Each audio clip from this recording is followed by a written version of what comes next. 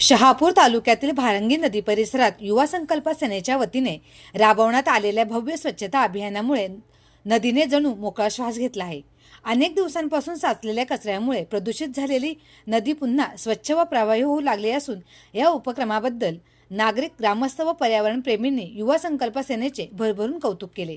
या अभियानादरम्यान स्वयंसेवकांनी प्लास्टिक, कागद, काच, सेंद्रिय कचरा मोठ्या प्रमाणावर गोळा करून स्वच्छता अभियान सुरू असताना सकाळी फिरायला आलेल्या ज्येष्ठ नागरिकांनी या उपक्रमाची पाहणी करून कार्यकर्त्यांचे विशेष कौतुक केले।